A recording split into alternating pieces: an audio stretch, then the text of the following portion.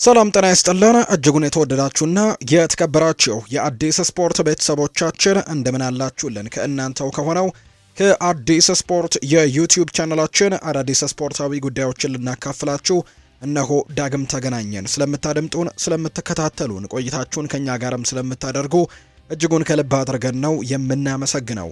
በዛሬ ፕሮግራማችን የተለያዩ ስፖርታዊ ጉዳዮችን እያነሳን ቆይታን የምናደርግ ይሆናል። ከነዚህ መካከል ትልልቆቹን የአውሮፓ ክለቦች የተመለከቱ እጅግ በርከት ያሉ ስፖርታዊ ጉዳዮችን ወደ እናንተ እያደረስን ቆይታን እናደርጋለን። በተለይ ደግሞ ዛሬ የሚደረጉ የአውሮፓ ቻምፒየንስ ሊግ ጨዋታዎች ያሉ የእነሱን የጨዋታ ጥቆሞች ወደ እናንተ እናደርሳለን። ሌሎችንም ከዝውውር ጉዳዮች ጋር የተያዙ ስፖርታዊ መረጃዎችን እያነሳን ነው ቆይታን የምናደርገው። ፉአድ ባህሩ የዛሬውን ፕሮግራም እየመራው ከእናንተ ጋር ቆይታን አደርጋለሁ። እናንተም ቪዲዮአችንን ላይክ፣ ቻናላችንን ሰብስክራይብ እያደረጋችሁ ከኛ ጋር ቆይታን አድርጉ። ሀሳብ አስተያየቶቻችሁን ኮሜንት ቦክስ ላይ ጻፉልን። ስምና አድራሻችሁን እያሰፈራችሁ ያላችሁን ሀሳብ አስተያየት ልታጋሩን ትችላላችሁ። እስከ ፕሮግራማችን ፍጻሜ ከኛ ጋር እንድትቆዩ በአክብሮት ጋበዝኩኝ። ከመሸጋገሪያ በኋላ በድጋሚ ተመልሰን እንገናኛለን። አብራችሁኝ ቆዩ።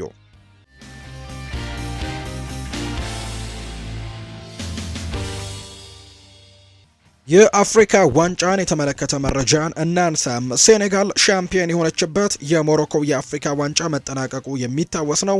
ሴኔጋል የክብር አቀባበልና ሽልማት ተበርክቶላቸዋል። ሀገራቸው ሲገቡ ደማቅ አቀባበልም ጭምር ነው የተደረገላቸው። የአፍሪካ ዋንጫ አሸናፊዋ ሴኔጋል በዳካር ደማቅ አቀባበል ሲደረግላቸው በሀገሪቱ ፕሬዝዳንት የተለያዩ ሽልማቶችም ጭምር ነው ተጫዋቾቹ እንደተበረከተላቸው የተመለከት ነው። ወጣቱ የ45 ዓመቱ ፕሬዝዳንት ባሲሩ ዲያማዬ ፋዬ $535,000 ለቡድኑ አባላት የገንዘብ ሽልማትም ማበረከታቸው ጭምር ነው የተናገረው። በተጨማሪም የመሬት ሽልማትም ሲበረከትላቸው 1500 ካሬ መሬት ተበርክቶላቸዋል። በዳካር በዋና ከተማ ዋና ቦታ ላይ ነው የተበረከተላቸው። $135,000 ለቤት ግንባታ የሚሆን ሽልማትም ለእያንዳንዱ ተጫዋች ጭምር ተበርክቶላቸዋል። ለአሰልጣኝ ክፍሉና የቡድን አባላም ለነበሩት በሙሉ ደግሞ $90,000 እና 1000 ካሬ መሬት ደግሞ ተሰጥቷቸዋል ለአሰልጣኝ አባላት። በድምሩ የሀገሪቱ መንግስት $6.2 ሚሊዮን በላይ እና ደግሞ 68,000 ካሬ የመሬት ሽልማትም ለቡድኑ አባላት እንዳበረከተ ነው የተነገረው። የሀገሪቱ ፕሬዝዳንት ከተጠቀሱት ሽልማቶች በተጨማሪ ይህንን ድል ላሳኩ የቡድኑ አባላትም የክብር የኮማንደር ማዕረግ ጭምር እንደሰጧቸው ነው መረጃዎቹ እየጠቆሙ የሚገኙት። የዓለም እግር ኳስ የበላይ መሪው የሆነው ፊፋ የሴኔጋል ብሔራዊ ቡድን አባል በአፍሪካ ዋንጫው ፍጻሜው ሜዳውን ለቀው በመውጣት ጨዋታ እንዲቋረጥ ባደረገው ተጫዋቾችና የአሰልጣኝ ቡድን አባላት ላይ በዓለም ዋንጫው ላይ የሚተገበር ቅጣት ሊተላለፍ እንደሚችል ነው የስፔኑ የመረጃ ምንጭ የሆነው ዲያሪዮ አስ መረጃውን እያጋራ የሚገኘው። የፊፋ ሕግ በዚህ መሰል ተግባር ላይ በተሳተፉ አካላት ላይ ከ4 እስከ 6 ጨዋታዎች ቅጣት ይጥላል ያለው ዘገባው። በዚህ መሰረትም ቢያንስ 11 የሴኔጋል ብሔራዊ ቡድን ተጫዋቾችና ሌሎች የአሰልጣኝ ቡድን አባላትም ሊቀጡ ይችላሉ እየተባለ ይገኛል። 11 ተጫዋቾች በአድማው መሳተፋቸው ተረጋግጧል ያለው ዲያሪዮ አስ ምናልባትም ሴኔጋል እስከ ግማሽ ፍጻሜው ድረስ የደረሰም ቅጣትም ሊተላለፍባት እንደሚችል ጭምር ነው የተነገረው። ሴኔጋል ከሞሮኮ ጋር በነበረው የአፍሪካ ዋንጫ ፍጻሜ ጨዋታ ተገቢ አይደለም ያሉት የፍጹም ቅጣት ምት ሲሰጥባቸው በአሰልጣኛቸው መሪነት በተለይ እንግዲህ አሰልጣኙ ፓፔቲያው የሰራው ነገር በርካቶችን ያስቆጣ ተግባር እንደነበር እናስታውሳለን። የፍጹም ቅጣት ምቱ በተሰጠበት ቅጽበት ተጫዋቾቹ ከሜዳ ለቀው እንዲወጡ ሲያዟቸው እንደነበር እናስታውሳለን እና ያ ነገር ምንም እንኳን መጨረሻ ላይ ጸጽቷቸው ይቅርታ ቢጠይቁም ነገር ግን ከረፈደ ሆኗል። ምክንያቱም ሀገሪቱንም በጣም በትልቁ ቅጣት ላይ ሊጥላት የሚችልበት ተግባር እንደሆነ ተገልጿል። ምክንያቱም እንደዚህ አይነት ነገር በእግር ኳስ ብዙም ታይቶ የሚታወቅ በተለይ ፕሮፌሽናል በሆኑ በእንደዚህ አይነት ውድድሮች ላይ እንደዚህ አይነት ነገር ተከስቶ አይታወቅምና ፓፔቲያው የሰሩት ነገር በርካቶችን ያስገርማል። ከዛ ውጪ ደግሞ አሁን ላይ አሰልጣኙ ላይ ብቻ ሳይሆን ሀገሪቱ ላይም በዓለም ዋንጫው ላይ በጣም ትልቅ ጠባሳ ሊጥል የሚችል ነገር ነው እንግዲህ ሊሆን የሚችለው። ምክንያቱም 11 ተጫዋቾች ምናልባት የሚቀጡ ከሆነ በዓለም ዋንጫው ላይ እስከ ግማሽ ፍጻሜ እነዚህን ወሳኝ ተጫዋቾችን መጠቀም አይችሉም ማለት ነውና ይሄ ነገር በጣም ከባድ ሊያደርገው እንደሚችል በርካቶች ያምናሉ። ሆኖም ግን ሳዲዮ ማኔና ፌርላንድ ሜንዲ ተጫዋቾቹ ተመልሰው ወደ ሜዳ እንዲገቡ በማግባባት ጨዋታው እንዲቀጥል አድርገው እንደነበር እናስታውሳለን። በተለይ ትልቁን ስራ የሰራው ሳዲዮ ማኔ እንደነበር እናስታውሳለን እና ከተለያዩ ሰዎች ምክሮችን ቢሰማም ነገር ግን ያደረገው ተግባር አፍሪካንም እንዲሁ ሀገሩንም በተወሰነ መልኩ ቢታደጋትም ነገር ግን ከቅጣት የማያመልጡበት ተግባር እንደተፈጸመ ነው በርካቶች የሚያነሱት። ስለዚህ የስፔኑ ሚዲያ ዲያሪዮ አስ እንዳወጣው መረጃ ከሆነም በቅርቡ ቅጣት ሊጣልባቸው እንደሚችልና በዓለም ዋንጫው ላይ የተወሰነ ተጽዕኖ ሊኖርባቸው እንደሚችል የሚያሳዩ መረጃዎችን ነው ዲያሪዮ አስ የተባለው የመረጃ ምንጭ ይፋ ያደረገው።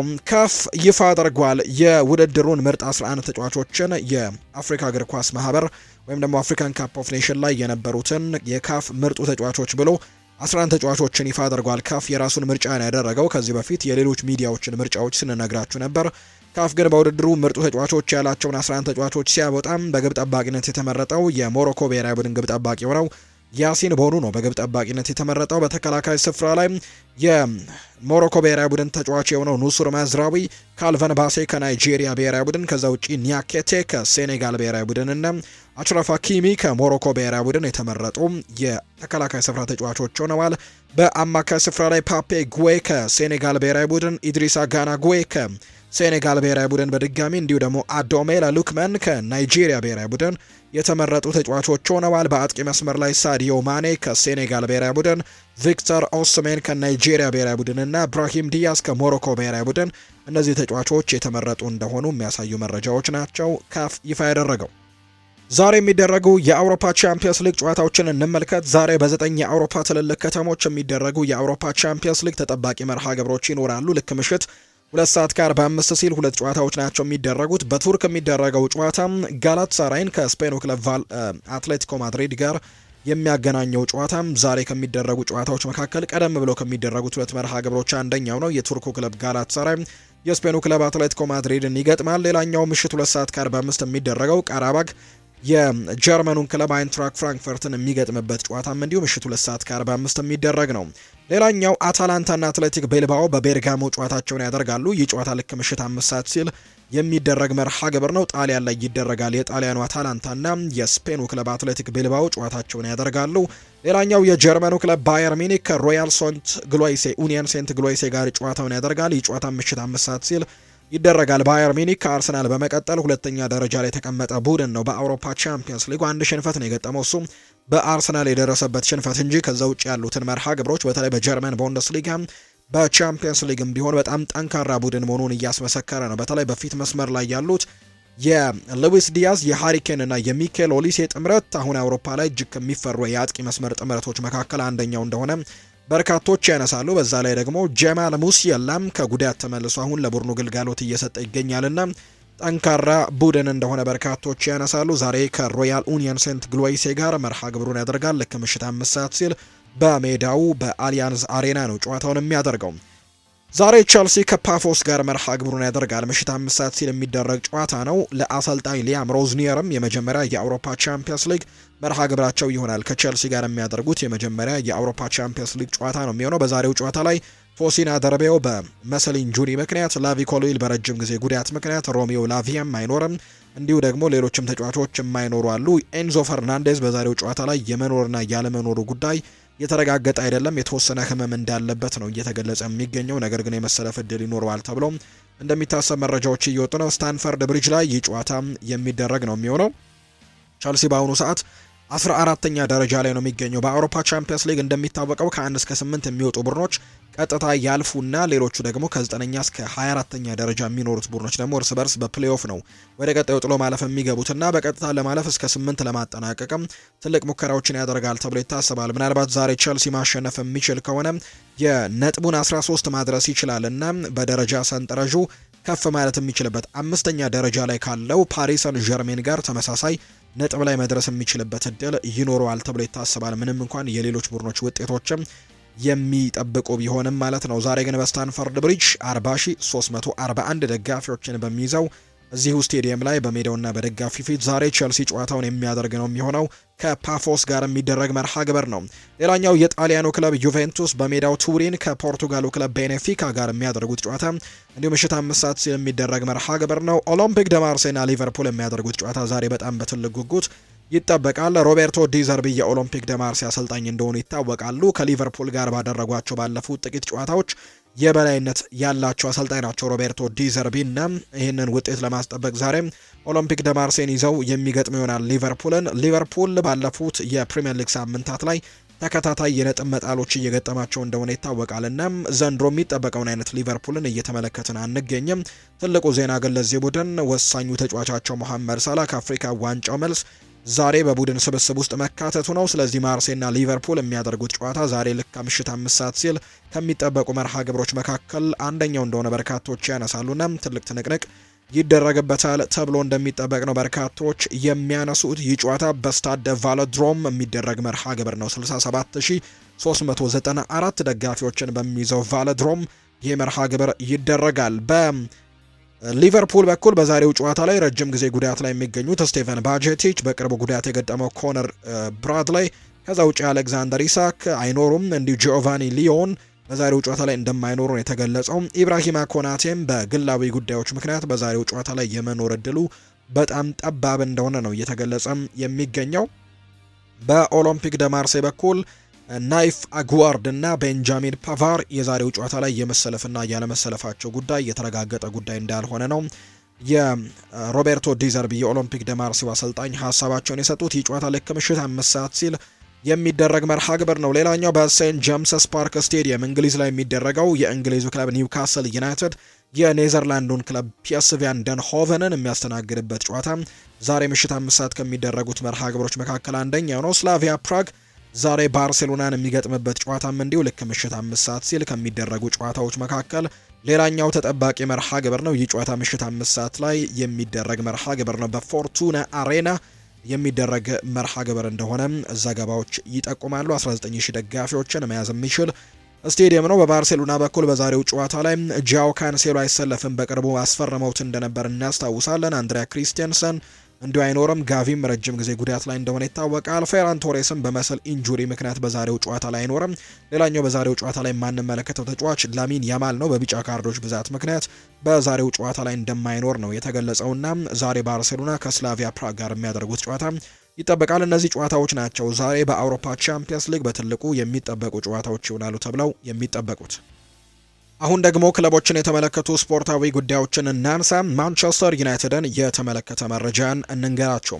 ፖል ላቤሌ ፖግባ ወደ ዩናይትድ ስለተመለሰበት አጋጣሚ ሀሳቡን ሰጥቷል። ማድሪድ ይፈልገኝ ነበር፣ እኔም ለመሄድ አስቤ ነበር፣ ነገር ግን ስለ ማንቸስተር እያሰብኩኝ ነበርና ማንቸስተርን በጭራሽ ከልቤ ሊወጣ አልቻለም ሲልም ጭምር ተናገረ። በመጨረሻም ልቤ ወደ ማንቸስተር ዩናይትድ እንድመለስ ነገረኝ። እኔም ወደ ማንቸስተር ዩናይትድን መመለስ ፈለግኩኝ ብሏል። አላውቅም ነገሮች እንዴት በትክክለኛው መንገድ እንዳልተጓዙ፣ ያንን ውሳኔ ግን ወስኛለሁ። እናም በፍጹም የምጸጸትበት አይነት ውሳኔ አይደለም። ያኔ ወደ ማንቸስተር ዩናይትድ ማምራት ከልቤ የመነጨ ፍላጎቴ ነበርና ልቤን ተከትዬ ወደ ዩናይትድ መጥቻለሁ።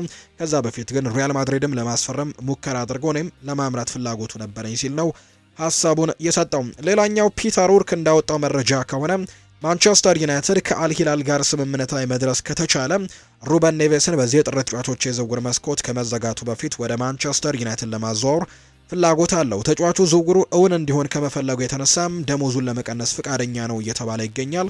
ያው ይታወቃል ወደ ሳዑዲ አረቢያ ሲያመሩ በጣም ትልልቅ ደሞዝ እንደሚከፈላቸው ይታወቃልና ይህንን ክፍያ በአውሮፓ ውድድሮች ላይ ወይም በአውሮፓ ክለቦች በእንግሊዝ በሌሎችም ክለቦች የማግኘት እድላቸው በጣም ጠባብ እንደሚሆን ይታመናልና ሩበን ኔቬስ አሁን ላይ በክለቡ አልሂላል የሚቀረው የ6 ወራት ኮንትራት ብቻ ነው። በሚቀጥለው ክረምት ላይ ተጫዋቹ ከኮንትራት ነጻ ይሆናል። ስለዚህ አልሂላሎችም ያለምንም ገንዘብ ወይም ደግሞ ምንም አይነት ገንዘብ ሳያገኙበት ይህንን ተጫዋች በሚቀጥለው ክረምት የሚለቁበት እድል ሰፊ ነውና ምናልባት አልሂላሎች አሁን ላይ የሚስማሙ ከሆነ ግን ይህንን ተጫዋች በተወሰነ ገንዘብም ለማስፈረም የሚፈልጉ ክለቦች አሉና ይህንን ተጫዋች ለመልቀቅ እቅዶች ይኖራቸው ይሆን ወይ በቀጣይ የሚታይ ጉዳይ ነው። ማንቸስተር ዩናይትድ ግን ምናልባት ይህ ተጫዋች ማስፈረም ይፈልጋሉና በጥር ተጫዋቾች የዝውውር መስኮት ክለቡ የሚስማማ ከሆነ ይህንን ተጫዋች ለማስፈረምም እንቅስቃሴዎችን ሊያደርጉ እንደሚችሉ ጭምር ነው ዘገባዎቹ እየጠቆሙ የሚገኙት። ስለዚህ ማንቸስተር ዩናይትድ በጥር ተጫዋቾች የዝውውር መስኮት ያን ያክል የነቃ ተሳትፎን ባያደርግ እንኳን የሩበን ኔቬስ ጉዳይ ከተሳካ ግን እንቅስቃሴ ለማድረግ ዝግጁ ናቸው። የአርሰናልን መረጃ ደግሞ እናገራችሁ። ቲዮ ዋልኮት ስለ ጋብርኤል ሄሱስ እና ስለ አርሰናል አንዳንድ ጉዳዮችን አጋርቷል። ጋብርኤል ሄሱስ ከጉልበት ጉዳቱ ያገገመበት ፍጥነት በጣም አስደንቆኛል ብሏል ቲዮ ዋልኮት ሲናገር። እሱ ብቃቱን ለማሳየት 100% ሙሉ ዝግጁነት ከሚጠይቁ ተጫዋቾች አንደኛው ነው። ስለዚህም እንደኔ እምነት ክለቡ ጉዳቱ እንዳያገረሽበት ሊንከባከበው ይገባል። በእርግጥ እሱ ደግሞ የመጫወት ፍላጎት አለው፣ ነገር ግን እንዲጫወት ትንሽ ልጓሙን ማላላትም ገደቡን መቀነስም ይኖርባቸዋል ሲል ጭምር ነው የተናገረው። ከጨዋታው በፊት እንደተናገርኩት አርቴታ የሚፈልገው ሊተማመንባቸውና ሊንከባከባቸው ሊመካባቸው የሚችሉ ተጫዋቾች ነበሩ። ጋብርኤል ሄሱስ በእርግጥም ደምቆ ታይቷል። ነገር ግን እኔ ይበልጥ ያስደነቀኝ በቡድን ውስጥ ያለው አንድነት ነው። ሁሉም እርስ በርስ ይተባበራሉ፣ ይከባበራሉ። እንዲሁም የተቀመጠውን ደግሞ ደረጃ ወይም ስታንዳርድም ሁሉም የሚጠብቁ ናቸውና ይሄ ነገር በቡድን ውስጥ በጣም አስገርሞኛል ሲል ነው ቲዮ ዋልኮት ሀሳቡን የሰጠው። ጋብርኤል ሄሱስ በሳምንቱ መጨረሻ ጨዋታ ላይ ስለመሰለፉ አለመሰለፉ አለማሰቡ እንዲሁ አለመጨነቁ ለአሰልጣኝ ያለው ክብር ያሳያል። ምክንያቱም ተሰላፊን መምረጥ የእሱ ድርሻ አይደለምና በሊጉም ሆነ በቻምፒየንስ ሊጉ መሪ ናቸው። እንዲሁም በሁሉም ውድድሮች ላይ በጣም ጥሩ እንቅስቃሴ እያደረጉ ነውና የቡድኑ ተግባቦት ግን በጣም ጥሩ ነው ሲል ነው የተናገረው። ይህንን ሀሳብ የሰጠው የቀድሞ ተጫዋቻቸው ቲዮ ዋልኮት ነው። አርሰናል ከቻምፒየንስ ሊጉ እስካሁን ስንት አገኙ የሚለውን ጉዳይ እንመልከት። በአሰልጣኝ ሚኬል አርቴታ የሚመራው አርሰናል በአውሮፓ ቻምፒየንስ ሊግ ስኬታማ ጉዞን እያደረገ ይገኛል። አርሰናል በቻምፒየንስ ሊጉ እስካሁን ያደረጋቸው 7 ጨዋታዎችን በማሸነፍ ውድድሩን በመምራት ላይ ነው የሚገኘው። የአርሰናል የቻምፒየንስ ሊግ ስኬት ሜዳ ላይ ብቻ ሳይሆን ከውድድሩ የሚገኘው ገቢንም ከፍ ሲል ችሏል ነው የተባለው። አርሰናል ትላንትና ምሽት ማሸነፉን ተከትሎ እስካሁን በውድድሩ ያገኘውን ገቢ 93 ሚሊዮን ዩሮ እንዳደረሰለት ጭምር ነው የተነገረው። በአርሰናል መሸነፋችን አልጸጸተኝም ብሏል ክሪስቲያን ኪቩ ናቸው ሀሳባቸውን የሰጡት። የኢንተር ሚላኑ አሰልጣኝ ክሪስቲያን ኪቩ የትላንትና ምሽት ተጋጣሚያቸው አርሰናል ጠንካራ ቡድን መሆኑን የገለጹት አሰልጣኙ ሲናገሩ አርሰናል በቴክኒካል ብቃት፣ በፍጥነት፣ በኃይልና በሜዳ ላይ ባላቸው ቦታዎችም የመጠቀም ችሎታ በጣም ጠንካሮች ናቸው በማለት ተናግረዋል። አክሎም የሚጸጽቱን ጨዋታዎች ከዚህ በፊት የተሸነፍንባቸው የሊቨርፑልና የአትሌቲኮ ማድሪድ ጨዋታዎች ናቸው ሲሉ የትላንትናው ምሽቱ ጨዋታ ግን አይጸጽተኝም ሲሉ ጭምር ነው የተናገሩት። ድንቅ ምሽት ነው ብለዋል ጋብርኤል ሄሱስ ከጨዋታው በኋላ ሲናገር። ሁልጊዜም እግር ኳስ ተጫዋች የመሆን ህልም ነበረኝ። በልጅነቴም እግር ኳስን እከታተል ነበር። በተለይም የጣሊያን ሴሪኤን በብዛት እመለከት ነበር። ስለዚህ በዚህ ስቴዲየም ተገኝቼ ግብ ማስቆጠሬ በአይኖቼ ላይ የእንባ ዘለላ እንዲመጣ አድርጓል። ምክንያቱም በዚህ ቦታ መገኘት ሁልጊዜ የምመኝ የነበረው ነው። ጥሩም ይሁን አስቸጋሪ ነገሮች ለምክንያት ነው የሚከሰቱት። ይህንን የተማርኩትም ለ11 ወራት ከሜዳ ርቄ በነበረበት ወቅት ነው። ከኢንተር ሚላን ጋር መጫወት ምንጊዜም ከባድ ነው። ባለፈው የውድድር ዓመት እዚህ መተን ተሸንፈን ነበር። ዛሬ ምሽት ግን ከነሱ ጋር የተሻለ ተጫውተናል፣ ተቆጣጥረናቸውም ነበር። ሆኖም ግን እነሱ ጠንካራ ቡድን አላቸው፣ ያጠቃሉ። በመጨረሻ ላይ ግብ አግብተን 3 ነጥብ አግኝተናል። ቅዳሜና እሁድ ደግሞ ሌላ ጨዋታ ስላለብን ወደሱ ደግሞ ማምራት ይኖርብናል። እያንዳንዱ ተጫዋች በቋሚነት መጀመር ይፈልጋል። እኔም በጣም አክባሪ ሰው ነኝ። እናም አሁን ላይ ህፃን አይደለሁም። እድሜ 28 ነው። ስለዚህም እግር ኳስን እረዳለሁ። ቪክተር ዮኬሬሽ ተቀይሮ ገብቶ ጎል በማስቆጠሩ በጣም ደስተኛ ነኝ። እኔም አግብቼ ቪክተር ዮኬሬሽን በማስቆጠሩ ደስታ ይሰማኛል። ካይ ሃቨርትስም እድሉን ሲያገኝ ግብ እንደሚያስቆጥርም ተስፋ አደርጋለሁ ሲልም ጭምር ነው የተናገረውና ሁሉም ሰው በቋሚነት መጀመር እንደሚፈልግ የሚታወቅ ጉዳይ ነው። ስለዚህ እኔም ደግሞ የቡድን አጋሮቼንም የማከብር ሰው ነኝ። በቋሚነት መሰለፍ ግን እፈልጋለሁ። አሁን ላይ ትልቅ ሰው ነኝ፣ 28 ዓመቴ ላይ ይገኛለሁ ሲልም ጭምር ነው ጋብርኤል ሄሱስ የሚናገረው። ስለዚህም ደግሞ በቀጣይ ጨዋታዎችን በቋሚነት ለመጫወት እሞክራለሁ ሲልም ነው የተናገረው ጋብርኤል ሄሱስ ሲናገር። የማርቲን ኦዴጋርድና የኤዜ ፍልሚያ በርካቶች የሚጠብቁት ነው። ከኖቲንግሃም ፎረስቱ ጨዋታ በኋላ ብዙ ደጋፊዎች ኤዜን አሰልፎ የሚል ጥያቄዎችን ለአርቴታ ሲያሰፍሩለት ነበር። ኦዴጋርድ እንዲቀመጥም ሲወተውቱ ነበር። ነገር ግን የትላንትናው ጨዋታ ብዙ እውነታዎችን አሳይቷል። ኤዜ ልዩ ብቃት ያለው ተጫዋች መሆኑ ምንም የሚያጠራጥር አይደለም። ኦዴጋርድ ለቡድኑ የሚሰጠው አጠቃላይ ሚዛንና የጨዋታ ቁጥጥር ግን በቀላሉ የሚተካ እንዳልሆነ ነው በርካቶች የሚያነሱት።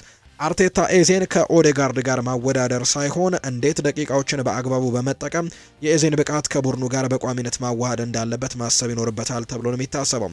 ኤዜ ገና መማርና ከአርሰናል አጨዋወት ጋር መላመድ ቢጠበቅበትም አርቴታ ለዚህ ድንቅ ተጫዋች ግን የተሻለ የጨዋታ ደቂቃ ሊሰጠው እንደሚችል በርካቶች ያምናሉ ነው የተባለው።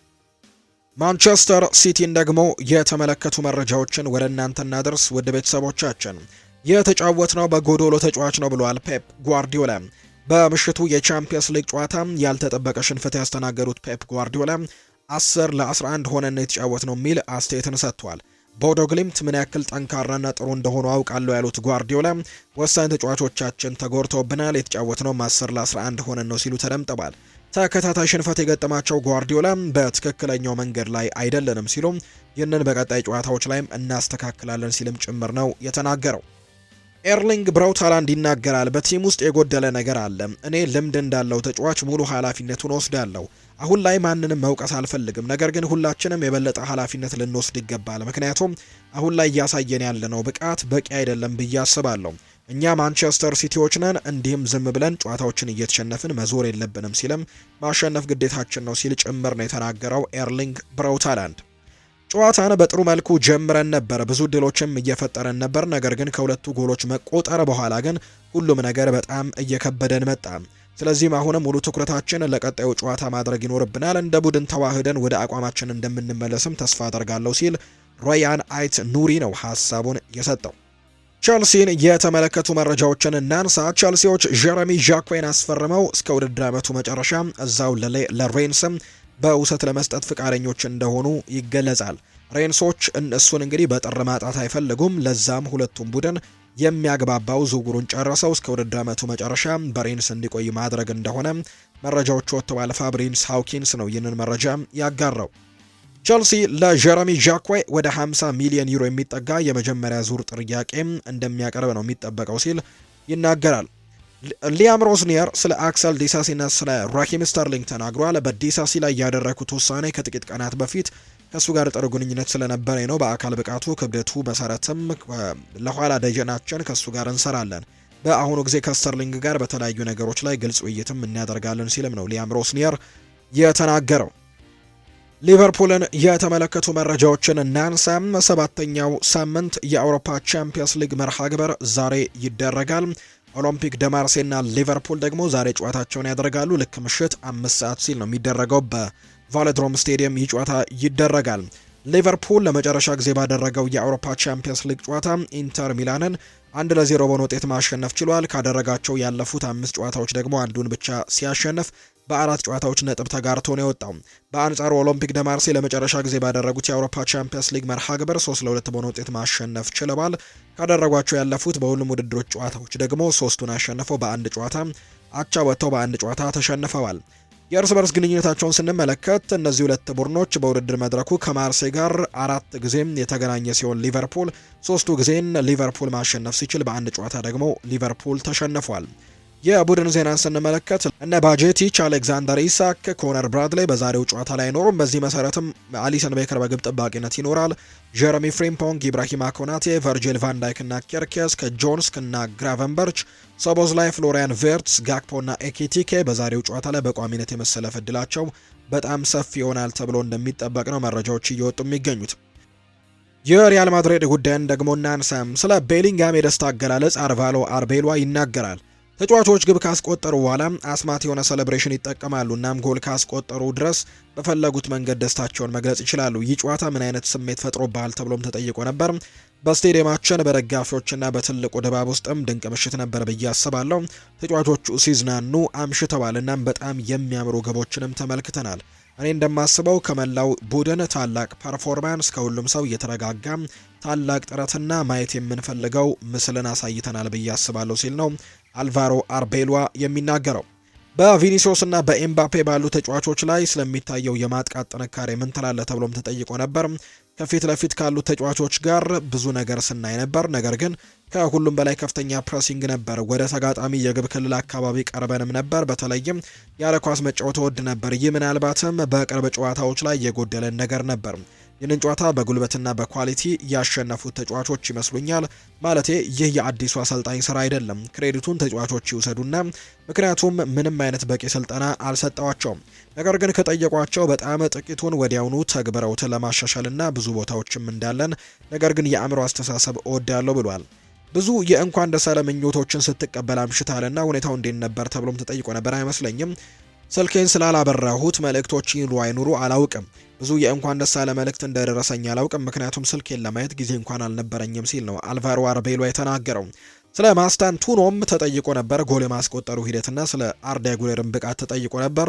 ከሁሉም ሰው በላይ ማስታንቱኖ ጥሩ ስራ ያከናውናል። በአርዳ ጉሌር፣ ቪኒሲዮስ፣ ኤምባፔ እና ጁድ በግልጽ የሚታዩ አስደናቂ እንቅስቃሴዎች ነበሩ። ዛሬም የሁሉም ሰው ቀን ነበር። ከተከላካይ መስመር ጀምሮ እርስ በርስ በመደጋገፍና በጋራ የሚንቀሳቀስ ቡድን በመሆን ላይ ትልቅ ትኩረት እንሰጣለን።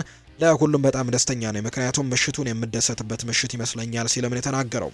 ውጤቱ 6-1 በመሆኑ ምን ተሰማ ተብሎም ተጠይቆ ነበር። ይህ ሪያል ማድሪድ ነው፣ እናም ይህ አስተሳሰብ ነው ሁሌም ሪያል ማድሪዶች ውስጥ ማየት የምፈልገው ሲልም ነው አርቤሏ የተናገረው። በሪያል ማድሪድ ለረጅም ጊዜ መቆየት ፈልጋለሁ ብሏል ቪኒ ጁኒየር ከጨዋታ በኋላ ሲናገር። በተለያዩ ጩኸቶችና ስለ እኔ ሲወሩ ስለነበሩት ሁሉ ምክንያቶች የመጨረሻዎቹ ጥቂት ቀናት ለእኔ በጣም አስቸጋሪ ነበሩ። እኔ የምፈልገው ሜዳ ላይ ለማደርገውና ለዚህ ክለብ ላደርገም ጥሩ ነገር እያሰብኩኝ መጫወት ብቻ ነው እንጂ ሌላ ምንም ነገር የለም ሲል ቪኒ ጁኒየር ተናግሯል።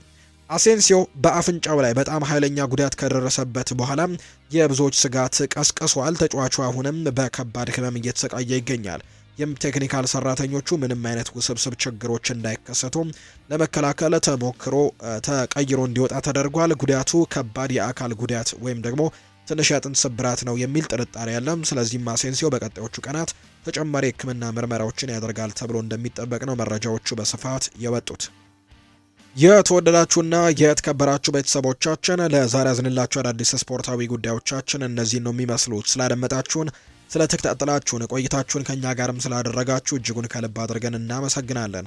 ፏድ ባሩ የዛሬውን ፕሮግራም እየመራው ከእናንተ ጋር ቆይታን አደረግኩኝ። በቀጣይ ፕሮግራሞቻችን ሌሎች ስፖርታዊ ጉዳዮችን አካተን በድጋሚ ተመልሰን የምንገናኝ ይሆናል። ስላደመጣችሁኝ፣ ስለተከታተላችሁኝ፣ ቆይታችሁም ከኛ ጋር ስለነበር ከልብ አድርጌ ያመሰገንኩኝ። በቀጣይ ፕሮግራማችን እንገናኛለን። መልካም ጊዜ መልካም ቀንም እንዲሆንላችሁ ነው በአክብሮት የምመኘው።